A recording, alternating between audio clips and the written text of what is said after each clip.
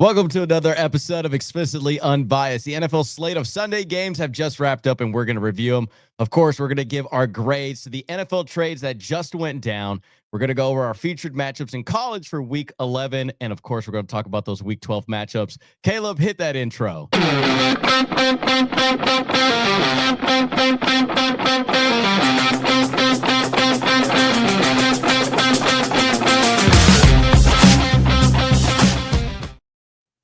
Hello, everybody. Welcome back to another episode of Explicitly Unbiased, episode number 22, I do believe. I'm going to sound like an idiot already if it's not, but I'm pretty sure it's 22. I think we did 20 and 21 last week. But Gerardo, nailed that intro. How you doing? Listen, if I was any better, I actually don't have a good one for this one. If I was any better, I'll be a fantasy owner of the Seahawks defense. Seriously. Yeah, so as he said, week 10 in the books. Gonna do Thursday night football and all the Sunday games over there. Then college football. It's gonna be a nice, quick, short, easy, get Gerardo to bed. No big deal. Okay. So let's just start. First things first. Thursday night football. The Raiders took on the Broncos. And I know the people, before we start, I know that people are going to be, why aren't you talking about the trades first? Well, the players that got traded might have had an impact on some of these games. Mm-hmm. So we'll run through it. Like when we get to the Colts game against the Falcons, which is going to be a second game, we'll talk about the impact Sauce Gardner had in that trade. But if you want just the trade grades, there's going to be a video for that. There's going to be a timestamp for that. You can just watch that video. So just a quick PSA, 2 minutes in. The Raiders at the Broncos. The Broncos came out victorious in a slog. It was the final score of 10-7.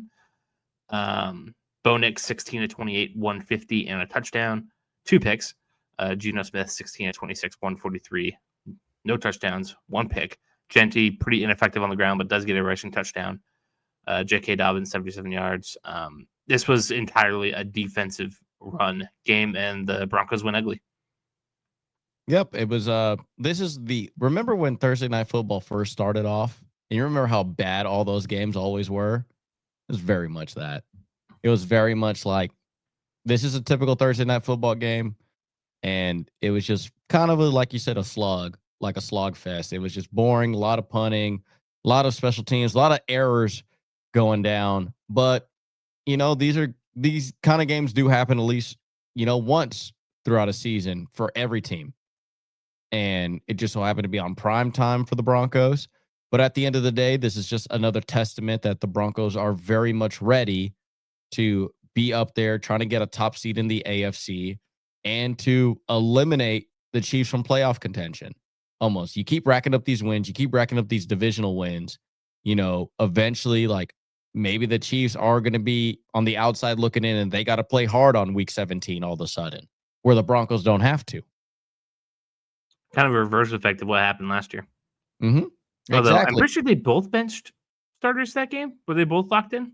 I believe so, yeah. Because I think their outcome was set in stone if the Chiefs won. No matter what, if the Chiefs or Broncos won, it didn't matter. They were the fifth seed playing whoever. Yes, I believe it was the Chargers game. I believe, because it was the other teams they were more reliant on that, I believe. And I think that was the whole controversy of the Chargers, right? That they ended up not going for it on a certain play, or they were playing it too safe. I believe that was the case because I remember the Chargers being critical on that. It was a long time ago. Thank you. But essentially, yeah, it's what the Broncos are essentially doing is we are trying to rest players week 17, and the Chiefs are probably in playoff mode week 17. And they are just eliminating as many problems as they can. And kudos to the Broncos. You're just racking up wins. Anything for the Raiders? We're probably going to get into about certain rumor that's surrounding a player in the NFC West and how the Raiders are the favorite to land that dude. But this Geno Smith, this instant win now mode is pretty bad. It is what it is. You kind of have to ride him out for the rest of the year. AOC is not good either. They have no quarterback on that roster worth a damn to keep. And you get rid of Jacoby Myers, so you have no offensive weapons outside of Brock Bowers. Genty is, up and down. He's starting to look a lot better than he did the beginning of the season, but this year's a wash, and it's going to be interesting because the Raiders obviously are very much in win now mode. There is no long-term plan on this team. So I give it one more season for them, and that's because of the potential rumor of Kyler Murray going to the Raiders. Yeah. And I just kind of think that you're still not addressing offensive line. You're still not addressing wide receivers. So what are we doing? You're just getting another NFC West quarterback to come in there to do the same kind of thing, except now we're kind of getting a little bit less committed of a player. So I'm just not understanding that type of fix. I'm very much on the term of, you evaluated this division. You're clearly the worst team in this division in both short term and long term. So I think you guys need to start moving ahead and get rid of the get rid of the pieces that you don't want anymore, or that are long in the tooth and that have value. I was very surprised that Max Crosby didn't get dealt this trade deadline. Powers as well too. Their guard didn't get dealt as well either, because he was getting some looked at like in the trade deadline. And you got rid of already an issue with Jacoby Myers. Now, granted, they were literally going to think about cutting him in the beginning of the season, but the fact that you got a 4th and a 6th out of him was really good, actually, value for what he is. But I'm just a little bit surprised that the Raiders didn't. They're just in NFL limbo, and I don't like teams like that. Nope. All right. Atlanta at Indy out there in Germany. The Colts come out victorious 31-25 in overtime. Michael Penix Jr., total 28, 177 as touchdown. Bijan Robinson, 84 yards. Tyler Rozier, 2 touchdowns. Jonathan Taylor, again, cementing an MVP candidacy, 244 yards on 32 carries, 3 touchdowns. Daniel Jones, 255, 19-26, 1 touchdown, 1 pick. Tyler Warren, 8 for 99. Alec Pierce, 484 and a score. Yeah. So the Colts 8-2, top of the AFC. Falcons 3-6. Where do you want to start? Little bit surprising that I think now that the Steelers kind of expose who Daniel Jones is, and I think good teams are going to expose the Colts are kind of frauds. The Colts should have not struggled against the Falcons like this. Talent-wise, they should have not. In all indications before the Steelers game, you would have said the Colts should have easily steamrolled them. And for them to go to overtime in a very inconsistent team. We know how good the Falcons can be offensively. Drake London had 3 touchdowns against the Patriots last week. Yeah, and then now all of a sudden it's like, they are highly competitive, and then all of a sudden you see them get skunked against the Panthers. You see them be highly competitive, and then they barely beat the Vikings. Like what was it, like 6-3 or something like that? Like one of the worst games this season. And then all of a sudden you have the Colts. I think the Steelers may have exposed who Daniel Jones really is. And especially for the Steelers, when we get to them, like, oh my God, like also a middle of the pack row team. And they somehow made Daniel Jones look like a bottom Giants half. Daniel Jones. Yeah. Like really bad. And there is a key difference, and I know me and you texted about this, between Daniel Jones, Baker Mayfield, and Sam Darnold.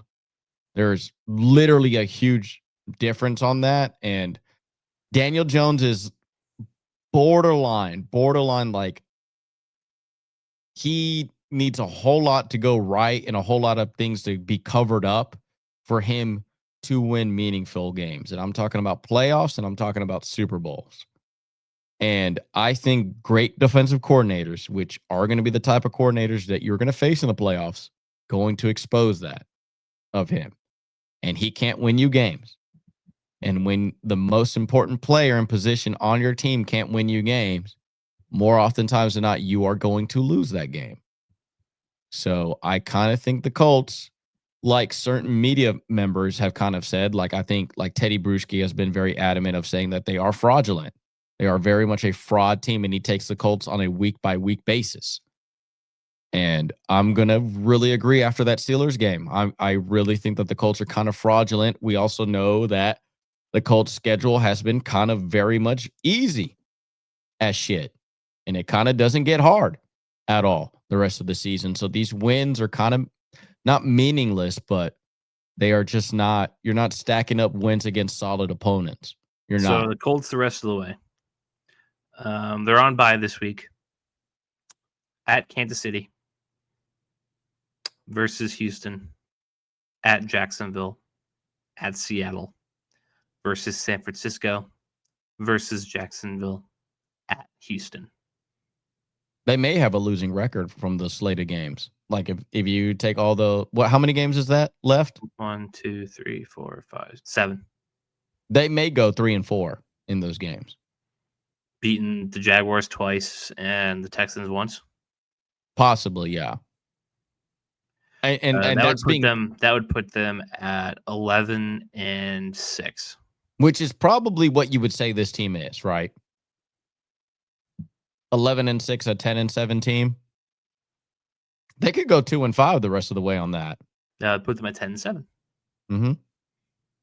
It would not surprise me. I think they are a bit fraudulent. I would be very surprised if how they look, if they win against Kansas City and how they win against them, how they look against the Seahawks and how they look against, was it the 49ers you said? Those are the games I think I'm going to want to really watch. The in division stuff, they're supposed to beat those other teams. They're supposed to be 3-0 at that point against them. How they look against Kansas City, how they look against the Seahawks, and how they look against the 49ers will really determine how much stock I want to take into them. As for the Falcons, 3-6. Oh, man. I mean, one, Algier is just a freaking merchant for anybody who has, like, for Bijan Robinson fantasy owners. Like, come on now. But other than that, I mean, like, it's same old song and dance. And I'm going to say unbelievably talented offense, inconsistent offense and defense at times. Defense, I'd probably a little bit more consistent. They do play really well, but when your offense can't score or keep up, like on a week by week basis, like that's just not a good recipe for success. And their season's very much so done now at this point. You're kind of just solidifying what top 15 pick you're getting. Alrighty. New England is playing Tampa Bay down there. The Brady Bowl, as they called it. Also the Gronk Bowl. The Patriots win 28-23. Drake May, not a crazy awesome day. The rain early got to him. He was sailing a couple balls. He finished his 16 for 31, 270, 2 touchdowns, and a pick. But it was Travion Henderson's breakout day. 14 carries, 147 yards, 2 touchdowns. Though his longest run of 69 yards. Mac Hollins, 6 for 106. Kyle Williams, 1 catch for 72 yards and a touchdown on maybe the fastest run I've ever seen. Stephon Diggs, 5 catches, 46 yards, and a touchdown on 4th down heading into halftime. As for the Bucks, Baker Mayfield, 28 43, 273, 3 touchdowns. No real run game really to be had. Emeka Egbuka, another great day. 6 for 115 and a score. Tez Johnson with 2 touchdowns on himself. And so Patriots 8-2, 5-0 record on the road. I mean, amazing game for them. Seriously, this was a big one. Oh yeah, this is like you said when we talked about this last week. This was a real determining whether or not this team's serious or not. That was what I called this game, a big litmus test for them. How good are you? Can you go on the road again? Beating Buffalo, as impressive as that is, as good of a team as they could have been a fluke because it's also in divisional, right? Like you could have. There's something about taking on a foreign opponent, going into their house and coming out with a win, no matter how it looks, because this was a sloppy win by all means. But they got the job done, 1-5. So if you're not taking the Patriots seriously yet, I think you have to now. Yep. And then Drake May is now the new favorite for NFL MVP. Yes. Plus 275 on DraftKings right now. Yep. So, and he's been absolutely stellar. I've said that he was on elite pace. I called him an elite quarterback for this season alone based on his weapons around him. And that's very much so. He is probably doing the most with less right now. And it's not even close. It is not even close. A guy like him should not be getting NFL MVP nods unless he is unbelievably outperforming his surroundings. And unbelievably proud for the Patriots to assess that, Mayo was not the guy, that you go get Mike Vrabel, and this culture change completely has shifted, and they're winning these games. Great win for them all around for them. And like I said, I would have loved the Patriots so much more if they would have traded for a Max Crosby and got themselves a wide receiver. But There's something about them not making moves that tells you that they really believe in that they really the guys they have. evaluated this team, that they truly evaluated this team and said, we're good. Like, because a trade can backfire. Like, you may think you're bringing in a good guy, and then all of a sudden it's like, oh, like, this dude kind of sucks. Like, internally, like, he doesn't fit the culture. You would think, obviously, you would think like a guy like Max Crosby would. But But maybe the Raiders were just asking for way too much. and same thing, yeah, exactly. But I couldn't speak any more higher of the Patriots. I mean, my prediction of them going like 13-4 this season is looking 12-5. yeah, like They've really, already really. doubled their wins from last year. They've already Mhm, exceeded my expectations. I said 7, anywhere between 7 and 10 and 10-7. mhm. They are right in the thick of that, and I'm pretty sure they're gonna beat that out because they only have like 2 real difficult games on the schedule left at Baltimore, who's been shaky to say the least, and versus Buffalo, hosting Buffalo, and then you could throw a team like at Bengals in there because they're sneaky. You could throw a game like the Giants in there because they can be kind of frisky. Um, but otherwise, you have 2 Jets games and a Dolphins game left. Mhm. And you're and you're winning games where your toughest opponent in the division is losing them. So So, I yeah, great win. yeah, like you said, you can't give enough credit in the world to Mike Vrabel. You can't give enough credit in the world to Josh McDaniels, um, making the most of what they got. Yeah, and And also, I mean, and also on top of that, Kraft for a value. You just signed a head coach the last year. Mayo was a very personal decision for him. Mhm. That was heir apparent. Loved him. Was really hoping he was going to be the next guy up. Wasn't ready for a lot of different reasons. Um, and just having the balls to say I got that one wrong. Yep. And taking accountability for that, and they are unbelievably paying off for that. Great overall for them. For the Buck side of things, I mean, dude, you're going against. I still like that team despite them losing to the Patriots. If you won or lost to the Patriots, my mind doesn't really change much about the Bucks. My It's mind would more like change with the Patriots. yes, my mind would have changed a lot more for the Patriots than it would for the Buccaneers. The Buccaneers are still look, they're a really great team still. I would not want to face Baker Mayfield. Fresh coming It, off the bye too. Like yeah, could have been groggy. right. So yeah, I still think the Bucks are going to win that division easily. Like No real so, competition to be had in that division. mm-mm, They not at have all. they have a couple of rough games coming though. At Bills, at Rams. Yeah, but like the grittiness of freaking Baker Mayfield, I'm never counting against that dude. No. Never. But at Bills, at Rams versus Cardinals, who've been frisky, versus Saints versus Falcons, at Panthers, at Dolphins versus Panthers. So soft landing, you got to get through these next couple weeks. Hmm. And that bye should help you do it. But Right. 1 and 2 in their last 3 is not a comfortable position. Oh yeah. So they got to get it together a little bit. But yeah, big win for the Pats. That was a 7-minute video. How about that? All right. The Giants out to Chicago to take on the Bears. And the Bears are victorious 24-20. Jackson Dart, 19 to 29, 242, leaves the game with a concussion. Russell Wilson comes in 3 for 7, 45 yards. Caleb Williams, 20 to 36, 220, and a touchdown. DeAndre Swift, 80 yards on the ground. Caleb Williams and Kyle Monanjai, touchdown for each of them. Roma Dunze, 6 for 86 in the score. He's back. Yeah, Bears win. They're 6-3. Giants 2-8. It's so odd because like I love this Giants team. Like look at all their scores and like how they lost since Dart's been at quarterback. I do not feel like they're that bad based on their record. They're very much like Jackson Dart had 2 rushing touchdowns this game. The dude has been a Did I stud. just blow by that? I Yeah, did. 6 for 66, 2 touchdowns. yeah, insane. He's unbelievably talented. And he wasn't their leading rusher, so they passed our golden rule. I love that. But I really hope the Giants do not fire. Like that their talent is not indicative of their record. It's a really good team. It actually is. I just think that it's just you don't have neighbors and you lost Scatterboo. You have those players with Jackson Dart. You're not a 2-win team. They're probably closer to the middle of the road. They're probably closer to an 8-9 team than a lot of people think. Look at the teams that they've been unbelievably competitive against every opponent they have faced.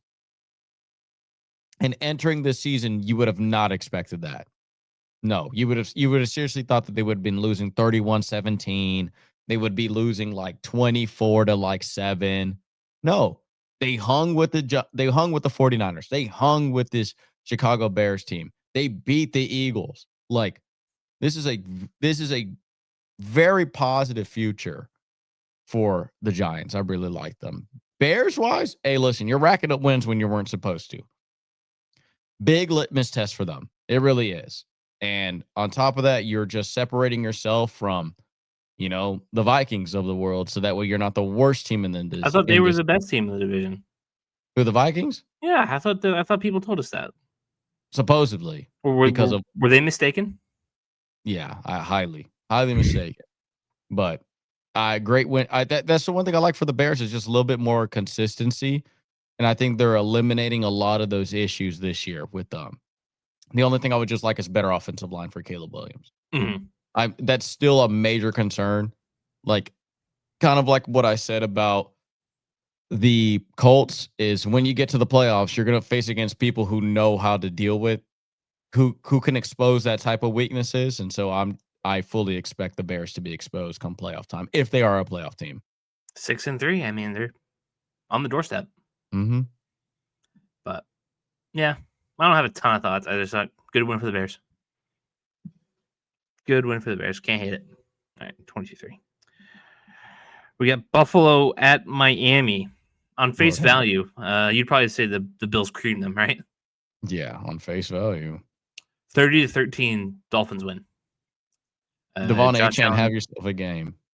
Josh Allen, 28 of 40, 306, 2 touchdowns and a pick. Also 31 yards on the ground. James Cook, 53 yards on the ground. Khalil Shakir, 758. Keon Coleman, 3 for 46 and a score. But Tua, 15 of 21, 173, 2 touchdowns, 2 picks. Very Bryce Young. But the highlight reel of this game was Devon Achane. 22 carries, 174 yards, and 2 touchdowns, as well as 51 yards through the air. Jalen Waddle also posting a touchdown. The Dolphins throttled the Bills 30-13. It goes to show you that when this Dolphins have an offense, it is sick. So maybe Mike McDaniel's not lost the locker room? No, he's lost the locker room. They're just still talented. Like that, it really comes down to that. The body language of it is like, look, they're still a talented group of people. It's like you said, it's hard to get 53 players to agree to lose games. And also maybe a little bit oversight of the Bills. Maybe they didn't expect like them to. They've been playing with their food all year on all these. And guess what? What happens when you play with your food? How about you just kill it? Patriots beat them when they probably shouldn't have. Dolphins throttle them when they shouldn't have. Mm-hmm. And then the big rumor was how they were going to trade for Jalen Waddle, and they couldn't agree on terms on that. That was the huge rumor of that, and they should have done it. Like I said, I'm getting sick and effing tired of them not getting a wide receiver for freaking Josh Allen. This game kind of proved that. Chris Olave couldn't have been had? Like, literally. Like what was... Are you willing to lose a Super Bowl because you can't come to terms to get Jalen Waddle? Like, you know what I mean? Like, how... And also, this is historically one of the worst draft classes to me. Like, you don't want a first-round pick in this class. I mean, the Titans kind of damn near secured the number 1 overall pick. Worst number 1 overall pick. And now they want to trade it, and who's going to move up? Exactly. So Patriots should move off Jordan Tyson. That's a different story. And the Titans won't do business with the Patriots, apparently. what a shock. But Did you see anyways, that like, story? yeah, I saw Yeah. that. But We'll talk about that at the trade deadline. Go ahead. but still, like, I'm just unbelievably disappointed with the Bills. Stop playing with your food and stop playing with Josh Allen's future. Why didn't you're in win now mode? You have been the bridesmaid for so long. This is the year you're supposed to do it because the Chiefs are nowhere to be Yes. found. The Bengals are nowhere to be found. The Ravens are barely somewhere to be You've found. you're telling me that you have when we talked about this beginning of the season, you could not have asked for Joe Burrow to get hurt. You could have not asked for the Ravens to start off so slow and then Lamar to get hurt. You couldn't have asked for a worse start for Kansas City with the Patrick Mahomes era that is there. You could have not asked of the question mark that was the New England Patriots, right? You are cakewalking the AFC so hard. How are you screwing this up? How?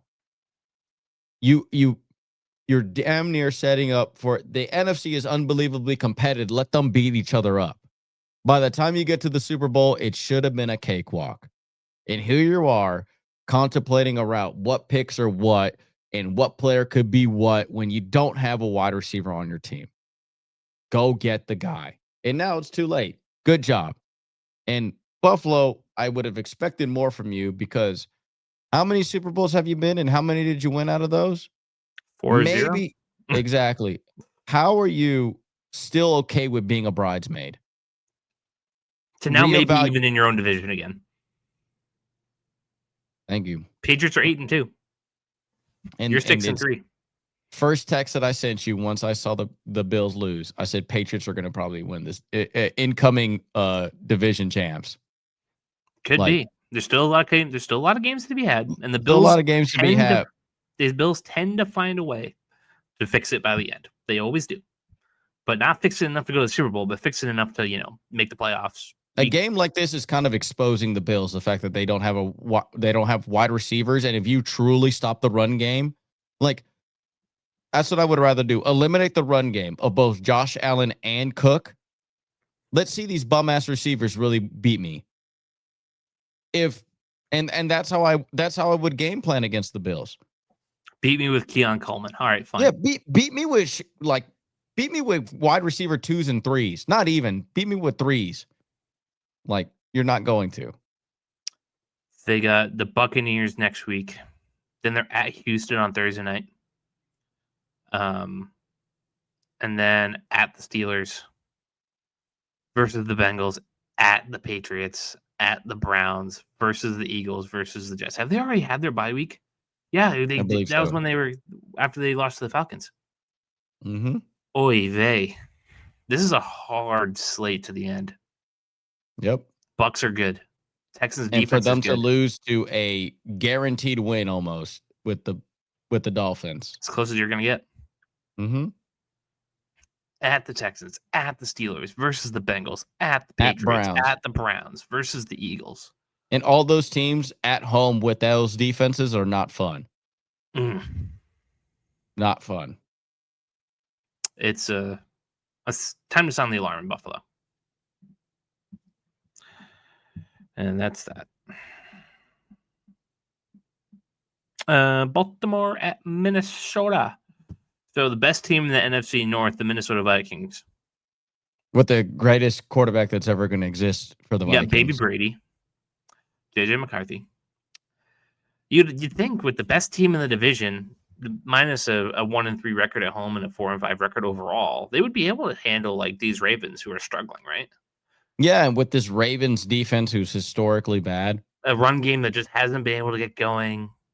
Lamar Jackson still iffy.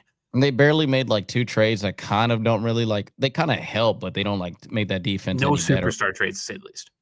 Yeah. And with JJ McCarthy at the helm, Justin Jefferson, TJ a lot of Hockenson, meditation, and he did so much meditation. Like so much meditation. So much meditation. Like just meditation on meditation for days. 9, obviously. You'd think you'd come out and play. I mean, I had the Super Bowl betting favorites. I actually we didn't record that episode, Caleb, I know because No, we in the were middle of the week, we changed our mind. yeah, and then weirdly enough, the file got corrupted Mhm. during that. That's why Caleb can't remember what episode we're on because we did that episode and we were so upset about JJ McCarthy. Like we were so wrong about him.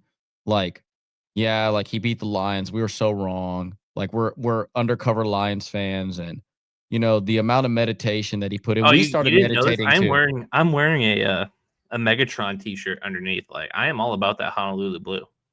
I'm wearing a Dan Orlovsky signature sock collection Yeah, right like how could now. you not? Like And I was very upset that we lost. But then JJ McCarthy showed me the way, and I started meditating. And my third eye opened up, and I realized he's dog shit. 20 of 42, 248, one touchdown, two picks. Yeah, but we are now seeing a trend, right? Good game, which good game, Good game for him. and then bad game. Next week, hurt. Hurt. He'll be injured for about what 4 weeks? I 2 believe months. that is 2 months. yeah, 2 months. So did we lay it yeah. on a little thick there? No, I don't think so. I think that's exactly what I think the Vikings fans expect us to be like for the rest of the year, and because that's what they fully believe. And I understand that they meditate a lot too. I would too if I was a Vikings fan because I would have nothing else to do. But yeah, good for JJ McCarthy for throwing 2 interceptions and being unbelievably unimpressive yet again. So, and Yeah. I think it's He was but also the team's leading rusher. what do we feel about that, Caleb? Can't have it. If your quarterback's a team leading rusher, we hate you. Not a recipe for success. The Vikings just couldn't win us over this week. They did everything wrong. Yeah, I mean it's a tale as old as time, at this point. But if we want to talk about any positives, Jalen Naylor, 5 for 124 in a score. I would say for the Ravens, Derrick Henry finally outdoes his high school record in rushing in the NFL. Insane. And the Ravens are stacking up wins while the rest of the division starts to be mediocre. Yeah, the Steelers have finally just come back down to earth. Yep. And but I didn't get to Lamar's stats. Mhm. 17 of 29, 176 score, 36 yards on the ground. Derrick Henry, 20 of 75. Zay Flowers, 4 for 75. Mark Andrews, 3 for 14 in the score. 27 points for the Ravens. I would also say that this was probably the most winnable game against the Ravens. This was not really like they were overly impressed. I would actually kind of was thinking that the Vikings would win this, watching this. And then I realized who was at quarterback. Quarterback advantage, Ravens. Yep. Probably would you say that's the only team we're okay with leading the league, leading their team in rushing? Yes, Lamar Jackson is the exception. Yep. I would say maybe the Jets with Justin Fields because he can't throw. Yeah. maybe when healthy and not playing video games, Kyler Murray at times, but James Conner's hurt. So but Lamar Jackson's Lamar Jackson. Lamar Jackson's the only exception to that. If your quarterback leads the team in rushing, we hate you. Yep. But yeah, bad day for the Vikings. They fall to 4-5. So not out of it yet, but let's go over the home stretch here for them. Versus the Bears, cited JJ's first win. At the Packers, who've been kind of underperforming. Mm-hmm. At Seahawks. Versus Commanders. At Cowboys. At Giants. Versus Lions. Versus Packers. I'd actually argue this is kind of favorable. I would say 2 to 3 hard games left. The game that's going to get the comment section going the most on our videos is the Cowboys game. I was going to say the Cowboys game. The Seahawks game because we're such Sam Darnold haunts. Oh my God, yeah. Because see, here's the funny thing: JJ McCarthy is going to be like 19 for like 32 in that game, like something 205. No, 147. He only wins games if he throws for under 150. 2 touchdowns, 1 interception, 1 rushing touchdown. And Sam Darnold somehow is just like unbelievably bad. Derps it up. Yep. Yeah. JSN probably gets hurt first quarter. And they have Well, they have Raheed Shaheed in there, but he hadn't really been impressive this first game. But anyways, they're gonna end up losing on a last minute field goal by the Vikings, and then oh yeah, I told you we should have just we were so smart. We let Sam Darnold walk so that way this guy could win. By the way, we are now 5 wins. Like that would be their 5th win of the year. Would be that game. Yeah, because you'd have them losing to the Bears and Packers. Yep, that'd be their 5th win, and they're gonna say that they made the right decision. They'd be 5-7.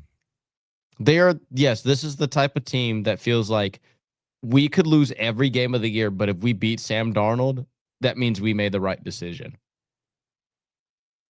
And it would be a hollow victory for them. But We'll meditate on it. Yeah. All right. All jokes aside, Cleveland at the Jets. Opposite of meditation. How's that for a transition? Okay, I gotta get back to the stat sheet. The Jets win 27-20. Dylan Gabriel 72-32, 167, 2 touchdowns. Quinshon Judkins 75 yards on the ground. Jerry Jeudy with a score. David Njoku with a score. Justin Fields 6 for 11, 54 yards, a touchdown and an interception. I don't know how that happens. Breece Hall 21 carries, 83 yards. Justin Fields 7 for 28. Breece Hall also caught a touchdown, 42 yards. Yeah, this just by the box score is a weird game. How about you give me some context? Both these teams, I'm surprised, did not trade away more players. That's my biggest takeaway from this game was this team's David Njoku should not be a part of the Browns. He should have been traded or dealt somewhere else. Jerry Jeudy should be a part of the Browns. Same thing. Yeah, exactly. Myles Garrett should have been a blockbuster deal that somebody should have went out for. Breece Hall is being how I would have never thought in a million years when we get to that trade discussion that he was a player that was being retained. Okay. Him. Garrett Wilson. Why do you even have him on the team, dude? He was apparently untouchable. Well, guess what? They didn't throw him the ball. Like, same thing. What's it? Their defensive end that was also available, right? Johnson, number 11. Oh, yeah. Was Jermaine also, Johnson. Yeah. Like, I just look at this team and go, there were so many more assets people could have gotten. Like, the Jets were, I think, the number one team that everybody should just went to and just picked apart. Because they know that they're... And they did. They traded Sauce Gardner and Quinn Williams. Yes. I would have never thought that Sauce Gardner and Quentin Williams would have been the players they moved on from. Like, but regardless, I mean, good for the Jets to win because at the end of the day, the Vikings secure the Tennessee Titans secure the number 1 overall pick in a draft class that nobody wants. Yep. Yeah, nothing too much to say about this game. Yeah. Kind of a tank bowl. Okay. The Saints at the Panthers. The Saints won 17-7. They upgraded to 8. The Panthers fall to 5-5. Tyler Shuck, 19-27, 282, 2 scores. Alvin Kamara, 83 yards on the ground. Bryce Young, 17-25, 124, 1 interception. Rico Dowdle, 18-53, 1 touchdown. Ted McMillan, 5 for 60. Jadavian Sanders, 5 for 32. Chris Olave, 5, 104, 1. Juwan Johnson, 4, 92, and 1. So, yeah, Gerardo, are you explicitly biased about Bryce Young and like how he's being hard carried? He is. I am. I just think because Imagine being hard carried by the Panthers. Just imagine the crap that they have. How bad is that team? How bad is he that like they are hard carrying him? Just that statement alone.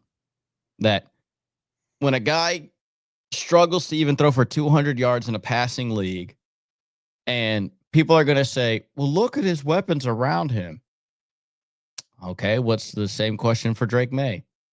Look at his weapons around him. How come he's somehow way more successful than Bryce Young? Natural talent. Exactly.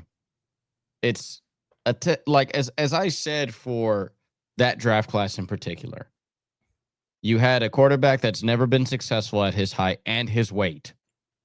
You have never had a quarterback from Ohio State ever make the Pro Bowl, never be successful in the NFL. And you've never had a quarterback with that least amount of starts come to the NFL and be successful out of with Anthony Richardson. So far, almost damn near are all correct. CJ Stroud has regressed since his rookie season. Anthony Richardson is going down as one of the worst, literally one of the worst quarterbacks of all time. It almost took out his own eye and ruined his career based on literally lifting a rubber band training. Yeah. And Bryce Young has been benched twice by Andy Dalton. What more do I need to say? And this is not Andy Dalton never in his career has ever been, I don't know, like he's been serviceable with the Bengals. He was very good with them and did what he needed to do with Never them. Been top 12. There's no way that you're getting that Andy Dalton to start over you twice. And I think I really don't know any quarterbacks that's come back from a benching. Twice. Like, yeah, in general, just like it's because you're openly telling the league that you have made a mistake, especially with young quarterbacks. I'm okay with you benching old dudes. I don't care. They're not part of your, squad, right? I have a problem when you're benching a guy that's not even onto a second contract. That's an issue because here's the thing: every NFL exec says they need reps, right? Repetition. They need to be simulated NFL games. Okay, well, nothing gets more real than a real NFL game. You're eliminating that by getting him on the bench to what? How's he going to learn more NFL games while being on the bench? So your number one issue with him is because he's not playing enough, and then you bench him. That's not solving that issue. So I'm just in the history of the NFL, I would have to look it up from a young quarterback within their first contract, their rookie contract, to being benched. Have they ever been successful and come back from that? On the same team. Not and because obviously you can't say that about Sam Darnold or Baker Mayfield. Because also they're the rules, so they're the exception to the rule. But I for the life of me, I'm listing quarterbacks in my head that I've started, like that they've been rookies, and I don't know any that have been benched, and they just I'll bring it back to. I'm gonna scroll through these guys. Back to like 2002. None of those guys really. Carson Palmer, no. Eli Rivers, Roethlisberger. I don't think any of them got benched. Alex Smith, Aaron Rodgers, no. Vince Young, Matt Leinart, Jay Cutler. I don't know if Jay Cutler was ever benched by the Broncos. Or if he was, it was with Josh McDaniels when he got traded. Marcus Russell, Brady Quinn, Matt Ryan, Joe Flacco. Nope. Matthew Stafford, Mark Sanchez, Josh Freeman. Nope. Sam Bradford, Tim Tebow. Nope. I'm just going like first round picks. Like I think those guys. That's all I give a shit about. Cam Newton. Nope. Andrew Luck, RG3. Nope. Ryan Tannehill. Not is that no? Yeah, was Ryan Tannehill first round pick? Yes, he was, and he was actually pretty decent. A lot of people tend to forget. He wasn't benched for the Dolphins, no. Yeah, but he was. Brandon Weeden, I don't think was either. EJ Manuel. Blake Bortles, Johnny Football, Teddy Bridgewater. Nope. Jameis Winston, Marcus Mariota. Nope. Goff and Wentz. Nope. Mitch, Mahomes, Watson.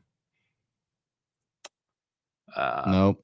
Baker, Darnold, Allen, Rosen, Lamar. No, because all that was just what either got traded. Daniel Jones, Dwayne Haskins. Kyler Murray, nope. Burrow to Herbert. I guess Tua-ish.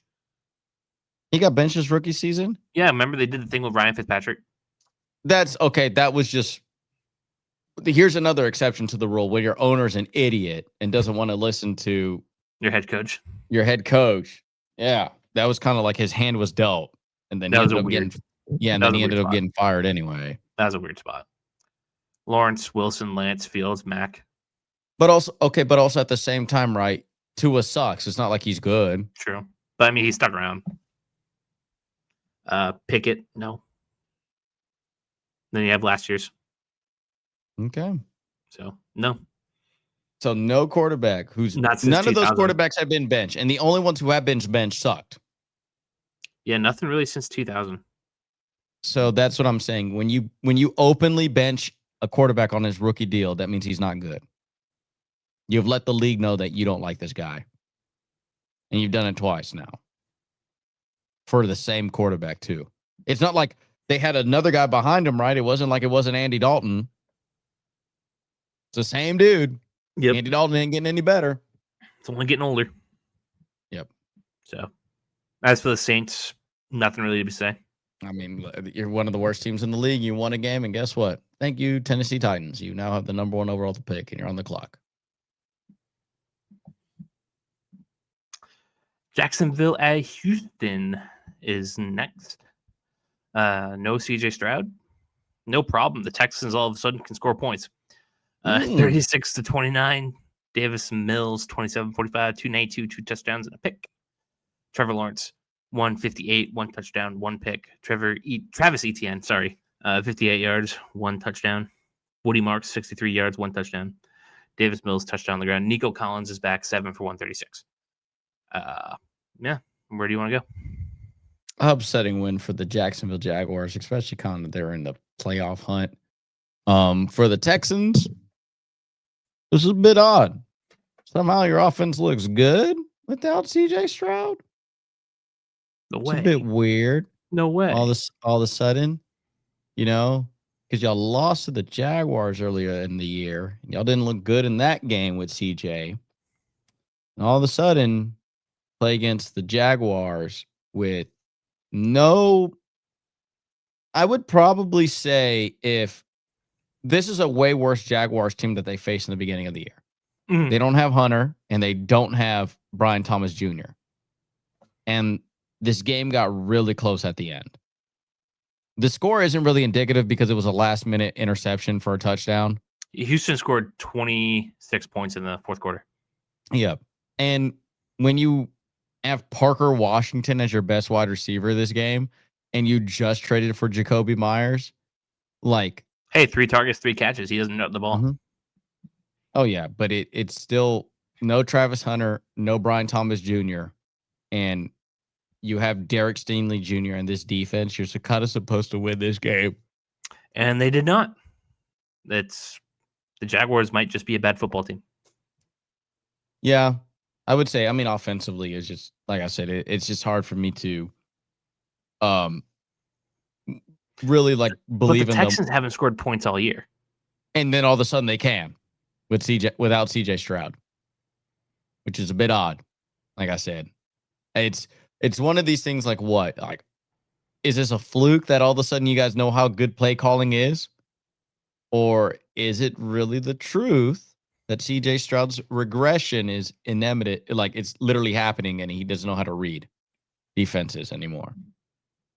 Could be. So I do not know how long he's in concussion protocol, but it's going to be very interesting to see next game from CJ.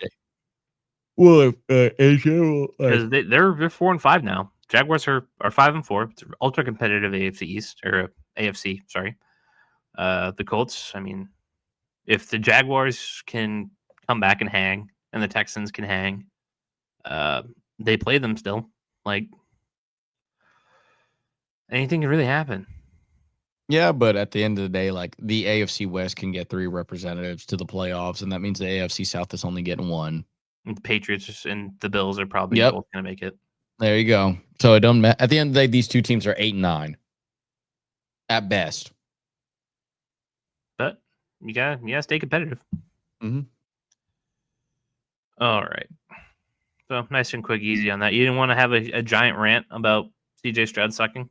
You didn't want to do. I mean, he does. It's just, I mean, but no victory laps. I would rather see him play next week or when he comes back and see the big difference in the offensive play calling, because that means your coordinator doesn't trust him, and there's a reason why he doesn't trust him. So be on the lookout for that. Arizona at Seattle. Kind of an ugly win for Seattle Seahawks, but they get it done. 44-22. Jacoby Brissett, 22, 44, 258, 2 touchdowns. Imari DiMarcado, 4 catches, 64 yards. 4 carries, 64 yards, not catches. Sam Darnold, 10 of 12, 178, 1 touchdown, 1 pick. Charbonnet, your leading rusher, 83 yards and a touchdown. Rashid Shaheed, 2 for 20. Rushing, 1 for 3 receiving. Jackson Smith and Jigba, 5 for 93. Cooper Kupp, 2 for 74, including a 67-yard run. Trey McBride, 9 for 127 and 1. So, and DeMarcus Lawrence, 2 touchdowns. Yep, insane. But this game did not come without struggle for Seattle. A lot of turnovers. Yep, but I mean, they were up ahead 35-0. At one point, they were, I think they were 35-0 against the Cardinals. Yep. And when you're up 35-0, it doesn't surprise me that you kind of just play like, I already won this game. What do I need to do? Play it safe. Exactly. That's a huge deficit to come against. And give credit where credit's due for the Cardinals to fight back, but Kobe's still playing awesome. Yeah, they are fully, and then that whole rumor of just like it's intimate that they're moving on. Adam Schefter reported it, that they're highly consider moving on from Kyler Murray this offseason. And I fully believe it. So the Cardinals are now 3-6. Mm-hmm. Yeah, the end of the season is kind of hard for them. I don't see them really digging themselves out of that trench. So the Seahawks are 7-2. Haven't lost in a month. Got the Rams next week, at the Titans versus Vikings, at Falcons versus Colts versus Rams, at Panthers, at 49ers. The Rams games is really telling of this team's Super Bowl implications. Then the Colts too. Can the Colts hang? I don't know. I love the Seahawks this year. This is like my fun team to watch this year is the Seahawks. Not the Patriots? Boo-hoo.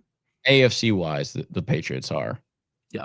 NFC wise, I would say, and I just like offensively. I mean, like JSN has been a dog this whole season. 5 for 93 and a score. Insane.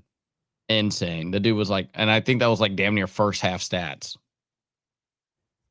But yeah, Sam Darnold 2 fumbles. You can't have that. Yeah, no. So, yeah, pretty straightforward stuff. I'm not reading too much into Sam Darnold having an off game. He was due. When you're up 35-0, I'm not surprised. You hand the ball off the rest of the game. He was kind of due for a rough one. Oh yeah, but he'll have to get it cleaned up when he takes on the Rams next week. Okay, it's a 53-12. Speaking of the Rams, they took on the Niners this weekend and came out victorious, 42-26. Mac Jones, 33 of 39, 319, 3 touchdowns and a pick. Matthew Stafford, 24 36, 280, and 4 touchdowns. MVP talks around him now. Kyron Williams, 14 of 73 and 2 touchdowns. Devontae Adams, 6 for 77 and a score. Puka Nacua, 564 and a score. Colby Parkinson, 441 and a score. As for the Niners, Brian Robinson Jr. was their leading rusher, 8 carries, 41 yards and a touchdown. George Kittle, 9 for 84 and 1. Juwan Jennings, 6 for 71 and 1. Yeah, the Niners, they were down 21-7, kept it close, and then in the fourth quarter, it just kind of got away from them a little. Yep. And it's just, the Rams just, they have so much talent offensively. And Matthew Stafford, I mean, the last 6 games, he's 20 touchdowns and 0 interceptions. Sick. He's awesome.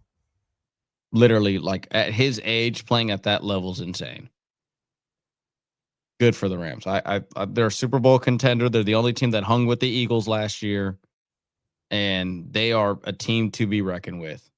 Seriously, this year. I absolutely love them.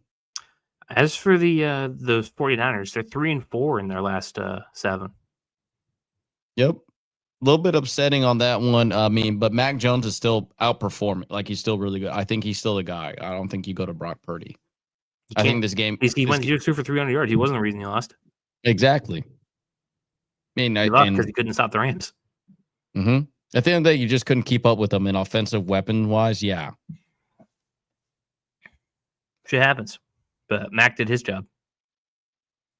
I don't see how, if you're the Niners, you could even like entertain. You're not bringing back Brock Purdy. That's it. It's a wrap. Can't do it. I think. At least not until he plays awful. Mm-hmm. If Mac Jones has an awful game, like a 4-pick game, then you're like, okay. Like, yeah, Purdy come in there. But yeah, that'll do it. 2 more games left. Stay awake. I got you. The Lions played in Washington, take on the Commanders, and the Lions blow them out 44-22. This game's not even close. Not even close. Goff 3 touchdowns. Mariota with 2 himself, but pretty pedestrian. Jamar Gibbs 15 for 142 and 2. Jameson Williams 119 yards and a score. Amon-Ra 58 and 1. Traylon Burks was your leading receiver for the Commanders. Oh gosh. So, yeah. Former first-round pick. How long do you want to spend on the 3-7 Commanders losing to the 6-3 Lions? I will talk more that our current president was attending that game. That's about I heard him on commentary. It was about what I expected. Yep. Not really following the game. Doesn't know what's going on. Yep. The Commanders did score while he was there, though. So there you go. That's it. That's about it. The Lions are nice revenge game for them after losing to the Vikings. Jahmyr Gibbs went off. You can't really blame too much. They lost to the best team in the division. That is true. They didn't meditate enough on that. But Jahmyr Gibbs did go off because the Vikings, they did not run the ball worth a shit against the Vikings. So good bounce back game for the Lions. Yep. Needed that, and they got it. So they're back at the top of the NFC. No big deal. Not really worried about them.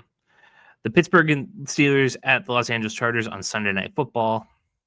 This game was not close. 25-10, 22-3 for most of this game. Chargers are victorious. Justin Herbert, 20 of 33, 220 and a touchdown. Aaron Rodgers, 16 of 31, 161, touchdown, 2 picks. Kamani Vidal, 25, 95 and 1. Lad McConkey for 107 and 1. Keenan Allen, 2 catches, 19 yards. He is the leading reception guy for the Chargers, but they had a big loss with Arondé Gadsden II, injuring his knee. We don't know how bad it is, but it could be pretty bad.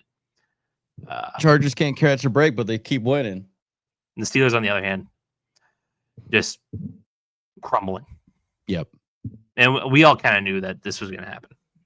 Yeah, they're just not built for any sort of long term. They put all their chips in this basket, and this basket's crumbling. And not because Rodgers can't play, because he can. No, there's no offensive line. Nope. There's no run game. There's no complementary football to him. Just DK Metcalf and friends. Yep. Because when you look at the targets, DK Metcalf had 7. Calvin Austin had 7. After that, it was 3s and 2s. Mm-hmm. And DK's been an unbelievable disappointment this year for the Steelers. What a great move for the Seahawks to move on from DK and Geno Smith and still come out on top.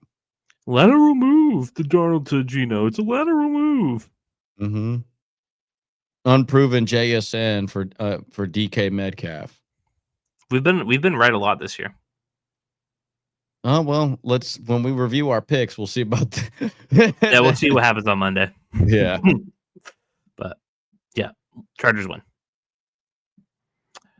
Okay, let's do some deadline talk before we move to college football. Got all the trades up.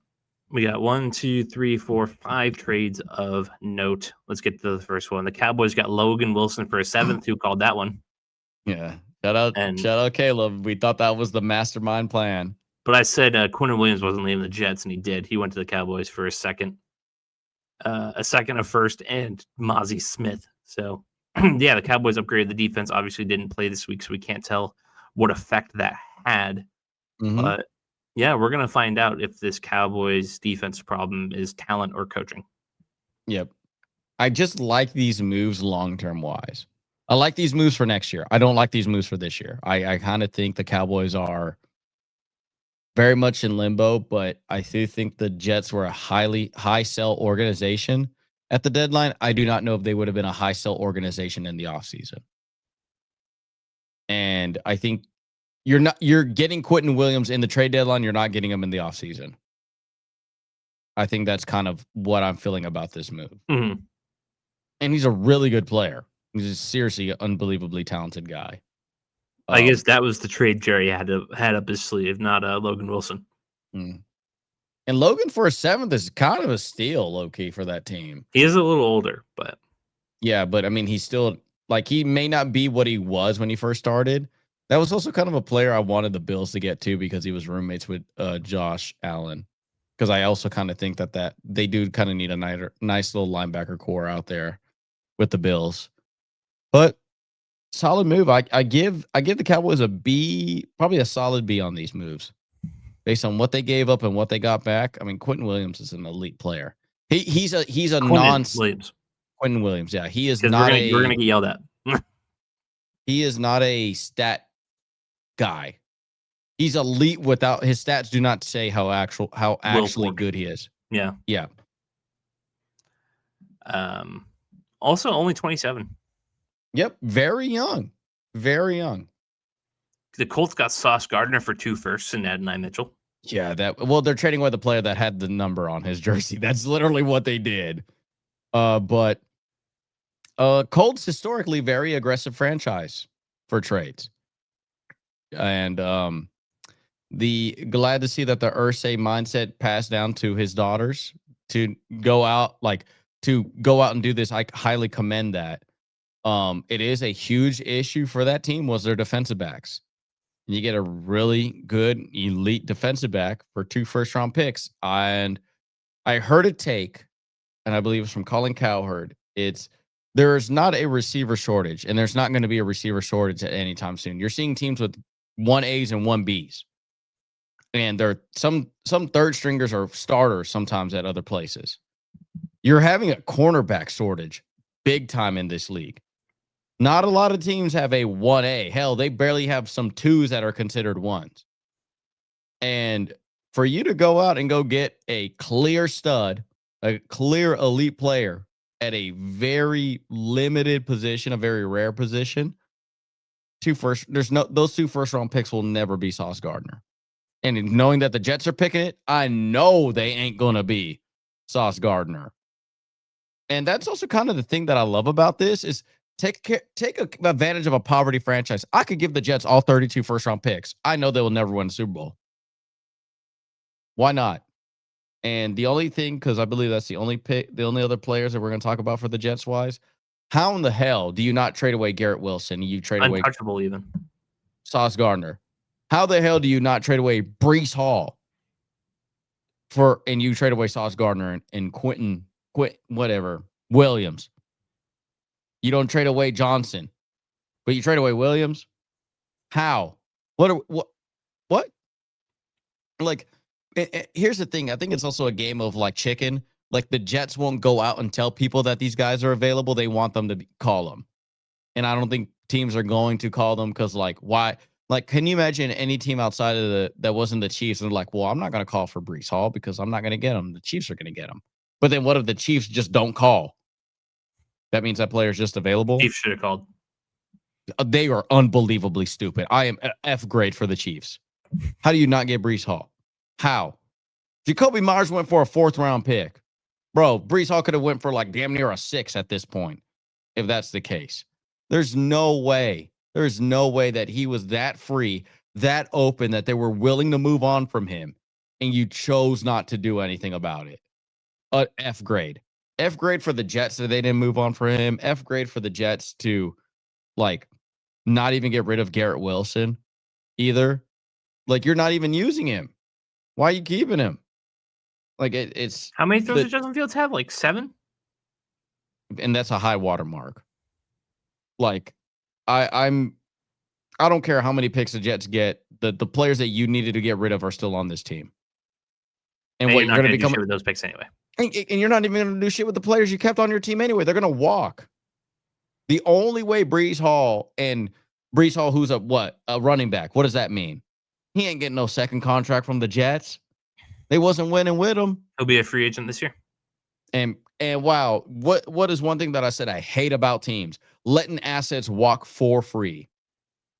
Because can you imagine that's what the Chiefs are kind of thinking? Why are we trading away on a 4th round pick when we can get them for free this offseason? Who cares?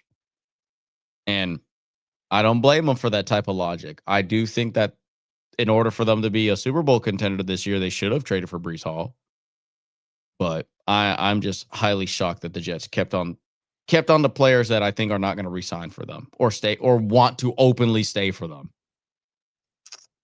The Jags get Jacoby Myers for a 4th and a 6th. I think this was also kind of an injury thing with them because Travis Hunter being out, Brian Thomas being out. I do kind of like the move when those guys come back. Jacoby Myers as a 3rd guy is not a bad move for the Jets. I mean, Jags. I absolutely like that for them. But a little bit surprised at the but based on what they gave up, if I'm the Patriots, I'm not paying that. Nope. I would have gave you a 5th. Yeah. 4th and a 6th, get out of town. Raiders robbed them blind. And they won't do shit with those picks either. Exactly. I mean, same thing, yes. No, we'll get good players. We just don't win.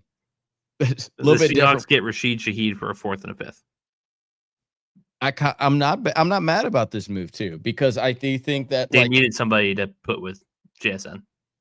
Yeah, because you demote kind of Cooper Kupp's ability.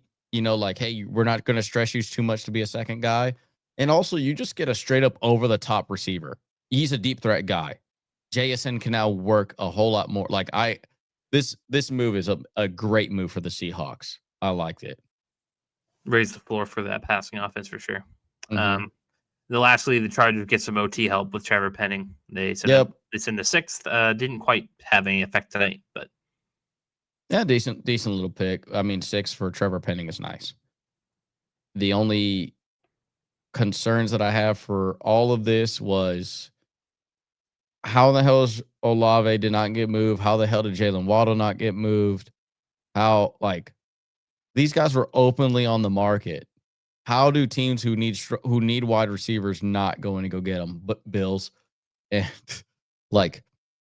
or anybody else. I was kind of low key. How cool would it have been if the Seahawks said, "Nah, not Rashid Shaheed. We want Olave." Olave and JSN on the same team again. Pretty good. That'd have been sick with a real quarterback throwing the ball. Yeah, seriously. But I just more. How do you just not blow up the team, Jets? I don't understand this logic. I really don't. And Max Crosby not getting moved. I'm a little bit upset about that too. I thought that was just I thought he was going to get moved to somebody. Maybe he's an off-season move. That one I do believe can happen off-season wise. There's some of these moves that I'm like, there's no way that you're getting Sauce Gardner or Williams in an off-season free agency. Because I think if you're the Jets, they're obviously young players. They're keeping them as a core. They would have been a bigger. Funny enough, I think they're going to be a bigger price tag if they were off-season free trade moves. Mm-hmm. All right, ready for some college football? Yep, sure am. Wait, 30. Okay, feature matchups recap. It was kind of a light slate. The first one was obviously the Big 12 game. Number 8 BYU at number 9 Texas Tech. Tech was a 10.5 point favorite. They win by 22, 29-7. Yep, kind of solidifying that they're the best team in the Big 12. Which ultimately means Arizona State's the best team in the Big 12. Yep, that's what it means. and then if Texas Tech wins the Natty, that means Arizona State won the Natty. Yes, obviously. What's Arizona State's odds to make the playoff? Are we already eliminated? We're already eliminated according to DraftKings. And there you go. Navy has a better chance than us. Oh God. South Florida has a better shot than us. Good for South Florida. Plus 125. But yeah, so that was that. Number 3, Texas A&M at number 19. Missouri A&M was a 6.5-point favorite. They get the job done, 38-17. Yeah, this is probably the best team in college football. A&M. Yes. Yes. They're very talented, very good. Who's 1 and 2? Ohio State and Indiana. Yep. That's going to come to a head. Mm-hmm. LSU at number 4. Bama. Bama was 10.5-point favorite. They win by 11, 20-9. Yep, they covered. This was kind of like I would say was going to be a little bit of a scary game for Alabama because they just moved on from LSU, and how I feel about when they fire a coach, it's usually a morality win. But Alabama kind of was playing not I wouldn't say sloppy, but I would expect more from them on this game. Wake Forest at number 12. Virginia, 16-9. Wake Forest with the upset. Yep, the ACC is also becoming very interesting all of a sudden as well too. Not in a good way. Yes, it's ugly interesting. Let's take a look at the standings for the ACC, shall we? Yep. So Georgia Tech is your leader, 8-1 or 5-1 in the conference, 8-1 overall. Mm-hmm. Virginia, 15. Sorry, I'm tired. 5-1 in the conference, 8-2 overall. Pitt, 5-1 in the conference, 7-2 overall. Those are your 1 and 2 loss teams. I guess there's Miami, who's 7-2 overall, but 2 losses in the conference. But yeah, I mean, those are kind of your big players. Duke is 5-4 overall, but 4-1 in the conference. SMU 5-1 in the conference, 7-3 overall. Like, who knows? Yep. And then Louisville just lost to Cal. Yeah. So, what do you kind of make of this conference? Georgia Tech's to lose at this point. It's kind of like a nothing burger conference. It's like you said, the opposite of the Big 12. I just think it's just so bunch of like mediocrity kind of finally beating up on each other. Where I think the Big 12 was like very highly competitive on the top end. Mm-hmm. It just had a massive drop off right after like TCU. Okay, let's keep it on going. The last feature matchup we had was number 6 Oregon at Iowa. 18-16 Oregon wins. They don't cover, but yeah, this is kind of an intense game. It's hard to win in Iowa, man.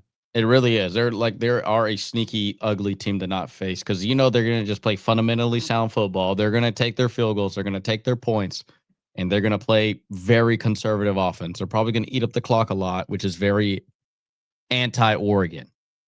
Mm-hmm. And but Oregon gets the win. This is a notable win for them, but Oregon's kind of a little bit on fraud alert this year, especially against that Indiana game. Like a lot of people are not really thinking Oregon could be a title contender this year, and I'm a little bit kind of agreeing on that. I like Indiana a lot. Indiana and A&M are my favorites. Can I mention how Indiana almost lost to Penn State? They did. If it wasn't for that miracle, like acrobatic ass catch, but it's kind of like these, because where Penn State is, right? You have nothing to lose anymore. Your season's done for you. You have no quarterback. Your head coach is gone. Who gives a shit? Why not be the world's biggest upsetter? Like it's so funny that the tables have turned, right? Usually Indiana would be the one in this position to do that. Mm-hmm. But I would say that that's kind of how I felt about that. This is a great win for Indiana. I still think they're the second best team in the nation. And another game that we kind of glossed over. Vanderbilt almost lost to Auburn, 45-38 in overtime. Mm-hmm. Had to go into OT, but Pavia just proved that he's still a stud. Dude's a dude. And Duke lost to UConn. Yep. And basketball? Oh, wait, football. Yeah. UConn's not a football school. Duke, sort of, but kind of an ugly loss for them. Nothing else really going on. I mean, Nebraska and UCLA kept it close. Yeah, but their quarterback's out for the season now. Yep. UNC, Chapel Bill wins over Stanford. Oh, nice. And Bill Iowa O'Brien State barely gets over TCU. is pissed that he only has one win Yeah, and hates reporters. not rough. Not great for my guy Bill Yo. Yeah. Okay, those are kind of your featured matchups there for last week. 115. All right, so our featured matchups for next week. We have number 10 Notre Dame at number 24 Pittsburgh. I will say this: we are recording this before the rankings come out, so when we say these are last week's rankings. We don't know what they're going to be ranked in like 12 hours from now, but yeah, Notre Dame at Pittsburgh, ND minus 10.5. Yeah, Indy should win this game. Pittsburgh has a nice true freshman quarterback out there. Very solid. It's at Pittsburgh, but Indy should out Jimmy and John them easily. Number 12 Oklahoma at number 4 Bama. Bama minus 7.5. This is going to be interesting because I like Oklahoma's defense. John Mateer hasn't been the same since that hand injury. Ty Simpson is low key kind of a dog. He's playing very nice fundamental football, but he is highly considering returning, thus diminishing this draft class again even further. But I like Bama to win and by more than 7.5.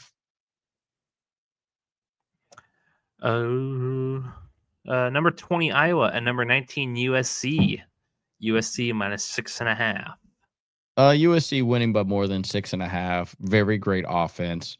I don't think they're winning by more than 6.5. I don't like Iowa on the road. That's why. And it's a long travel for Iowa. I still think they'll muck it up. I think this is like one of those games where Iowa has 45 total passing yards in this game, and it's like USC is just like straight up just like touchdown, touchdown, touchdown, touchdown every play offensively. We could. I'll still take Iowa to muck it up, but you never know. USC could really use some. They could really rally off some wins here to try to make a last-second dash at it. Yep.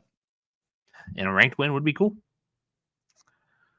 Number 5 Georgia hosting number 11 Texas. Georgia minus 6.5. Surprisingly, that little of a score game. I think Georgia's going to mollywop Texas. Belt ass. I agree. I think it's going to be like 14, 17-point difference this game. Yeah, if Texas wins, this is really going to shake up the SEC. Like, seriously. Big time. And Georgia tends to play down to their competition a little bit this year. Their defense is not what it is, and they don't have a really good run game this year. All that being said, I still don't believe in Texas, but I highly don't believe in Texas, and for them to be ranked 11th is insane. Insane. And lastly, TCU at BYU. Some action down here in the Big 12. Number 7, BYU, probably going to drop down to somewhere like 12, 13, 14. They should be a top 15 team. BYU is favored by 5.5 points. Yeah. The only reason why we love our Big 12. We're always going to talk about the Big 12 conference when we can. America's conference. Yep. Honestly, it should be called the AAC, not the Big 12, the American Athletic Conference. But we'd like to talk about this one because TCU, 5.5 is very low. 5.5 is very low. BYU is a very slow, lethargic. They're like Iowa, kind of, I would say. They're like very much lethargic. They're going to take time of possession. They're going to make you earn every yard. And I think TCU low key can catch up onto them. But the thing is, playing at BYU is hard. That is playing in Utah. That's a long travel too. These are kids traveling. That's why I say, like, for instance, like how USC lost to Illinois, like, because that's such a huge time difference. I think that's almost like a 3-hour time difference for them, or 2 hours. And then it's a early game on top of that too. And some of these teams do not travel until day of or the night before. And I got BYU maybe only winning by like 3 this game. It would not surprise me. Yeah, just kind of scrolling over some of the other games going on. Arizona State's playing West Virginia. Jeff Sims kind of had a pretty decent day in his second start against Iowa State, where they won 24-19. And the Gophers play on Friday night. They're traveling to Oregon. Oregon minus 24.5. They're trying to make up for that ugliness that we saw against I Iowa. actually wouldn't be surprised if Minnesota covers that game. 24.5 is a lot of points, but they just tend to crumble when they play in those big spots. They have all year. Mm-hmm. Iowa, Ohio State. And then the other one we didn't really talk about. Did we talk about A&M in South Carolina? No, we did not. Number 3 A&M taking on South Carolina at Kyle Field at College Station, Texas. A&M's minus 17.5. Listen, the Gamecocks are they're 3-6, but they fight hard. The big thing that I'm going to say about this, and Todd McShay kind of pulled this one kind of on his ass, but at the same time, when guys, big reporters like this say these things, I kind of like to listen because it's planting the seed. There's some truth behind every rumor. Lenore Sellers is coming back. He's not going to supposedly not going to acknowledge that he's going to go to the draft this year. Big thing is supposedly he is going to be the most touted player in the transfer portal. Heavy rumor, Miami's going to get him. Pretty solid move for that. I like that. I think Lenore Sells is going to not stay at South Carolina.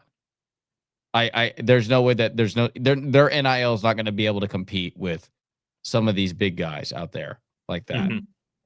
Like Dante Moore also said he's staying back, so it's going to be really interesting what is going to be the landscape of college football. Because, for instance, Lane Kiffin, right, the hot coaching commodity this year.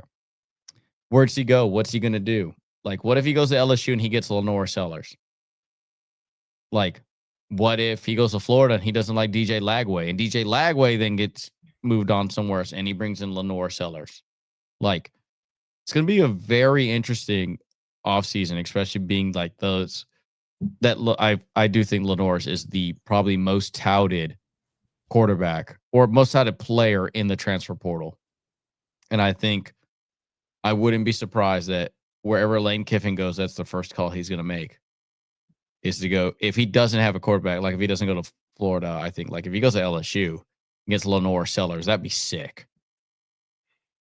And the last game that I'll talk about, Arkansas at LSU, Golden Boot. Come on, Bobby, bring it home, baby.